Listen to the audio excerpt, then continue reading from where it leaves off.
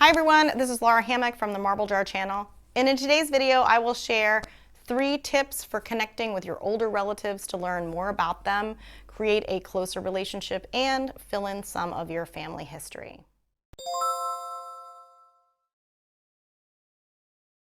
So my grandma passed away about 3 weeks ago. It was not coronavirus related, although it happened right after everything started to lock down, so we weren't really able to say our goodbyes in person or travel to have an in-person memorial service for her. That said, she was 97 and she was ready to give up that physical struggle that had defined her life for the past several years. We were lucky to have so many full years with her, but we are all so sad that she's gone, as evidenced by the outpouring of emotion on our family's celebration of life Zoom ceremony for her.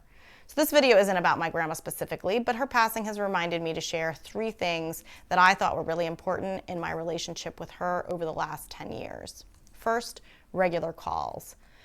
So I was my grandma's first grandchild, born on her 49th birthday. Since we share a birthday, it's always been a special time to connect each year. About 5 years ago, my birthday present to her was a promise to call her once a week. So those calls sometimes lasted an hour, sometimes were less than 5 minutes. They weren't always convenient in my hectic life, and she never fussed if I missed a week. But she told me many times how valuable those calls were to her. We all tend to gravitate towards socializing with people in our age group, but we learn so much from talking with people from other generations. So she got to vicariously live through the activities and plans of my busy family, and I got to hear her wisdom and life experience. Not everyone has a relative who's so easy to talk to, but committing to even a couple of minutes every month brings you closer together. Party before the funeral. So I've been accused of being a pragmatist, guilty as charged. I really don't believe in pussyfooting around the concept of death, and I'm willing to talk about it in plain terms that sometimes makes other people feel uncomfortable. The thing that has always bothered me is that a lot of times people don't get celebrated until their funeral, and depending on how you feel about an afterlife, they aren't even really around to enjoy that. So I feel pretty strongly about having a big birthday party before the funeral if you can manage it, preferably when they are still mobile and mentally sharp enough to enjoy it.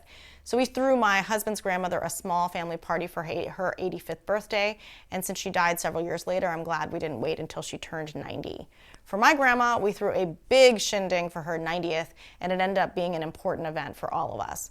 We gathered old photos for a slideshow, we played her favorite music, we told stories, and we invited friends and relatives from around the country. She was there to bask in the attention while we all shared our memories and our thoughts, and she absolutely loved it. And finally, interview questions. So over the past 8 months or so, my grandma's memory became a little more fuzzy, but up until then, she was very sharp. So I told her I was going to ask about her childhood and her history, and she seemed game for that. I did notice that she got a little tired of talking about the past, so I would just try to ask one interview question each time we chatted. So after getting off the phone, I would write down as much detail as I could to retain all of that information. Even if you have a tiny bit of curiosity about the past, it will be worth your time. There are simple stories that have been passed down that the whole family knows by rote, like the fact that she and my grandpa ran off and eloped on her 18th birthday. But since I asked more detailed questions, I also know now that her wedding dress was dark green linen with a velvet jacket, and that chemists were a dime a dozen in those days, so grandpa had a hard time finding a job afterwards. The 2 most valuable things that I gained from asking these questions, asking these stories, were number 1, a sense of our family history and legacy, and number 2, a glimpse into my grandma's life as a scared young wife and mother traveling across the country. Stories can bind us together and give us insight. Her stories opened up my view of her in a way that would not have been possible from more superficial interactions. So I found a list of interview questions from the Legacy Project, and that helped me to generate the questions that were relevant to my grandma. So I am going to provide a link to that website in the video description below. They are questions beyond, where did you grow up and how many siblings did you have? They ask things like, what was your bedroom like growing up? And how did your family celebrate holidays? They are open-ended, detailed questions, and they are designed to provoke answers that are in the form of stories. So that's it. Call regularly, plan a party before the funeral, and ask some story-provoking interview questions. Let me know what you think. Comments are always appreciated, and thanks for watching.